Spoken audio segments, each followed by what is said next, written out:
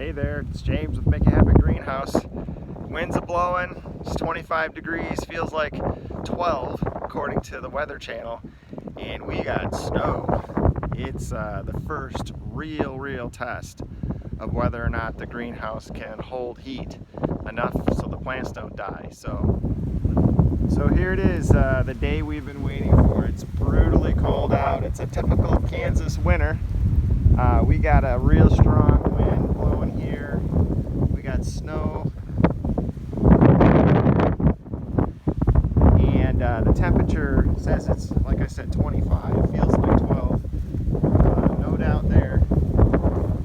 And just walk around. I covered these plants hoping that, maybe we'll be able to pull a few more tomatoes off of them before they die. Bought these moving blankets at a local place and covered everything up, put bricks on stuff outside. So this cold snap's supposed to last at least 3 days.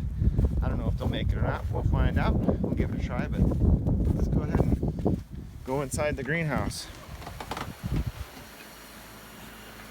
So came in here this morning, and first thing I noticed right away is the two heaters we have up top. The shop heaters really weren't able to keep this super warm in here. Fortunately, I checked the temperature gauges, and the lowest was 38 and the highest was 42.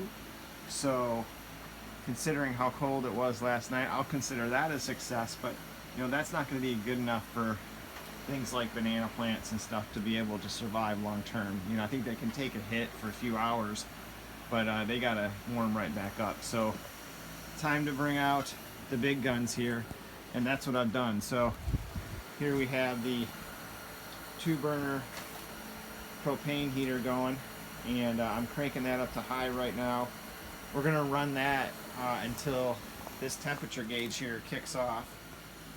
It'll kick off, I think I have it set to 62, so I'm going to try to get it up to 62 here, and then what I'll do is I'll go down here and make some adjustments on this. So either I'm going to put it down to 1 burner on maybe medium setting, or maybe 2 burners on low, just to conserve some propane. But I think once the heat stabilizes in here, that'll do the trick.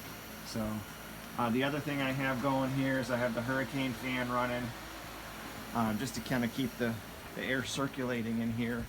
So we kind of blow that heat from those 2 burners into the back here. We have this other ceiling mounted heater that's going here, and this box fan just on low, again, just to circulate heat and keep things moving along. Interesting that this temperature gauge up here on the high side and back of the greenhouse, that's where I have my high reading. So it stayed the warmest in the back side, which is not what I expected. I expected the front to be the warmest. It might just be that the door is back here, and there's lots of opportunity for air to seep out or seep in through the door, even though I did do some winterizing and caulking around it. I think long term this is not going to be a great solution. It's going to get expensive to keep running these propane tanks out here, and certainly not convenient. So next step will probably be to explore putting some more plastic sheeting up in key spots, so that we can maybe limit the amount of space that we need to actually heat, or just along certain spots where we notice air, seeping out of the greenhouse. I mean, these Tough Tech panels are, certainly inexpensive and cheap. You can see all the condensation. Things are dripping like crazy.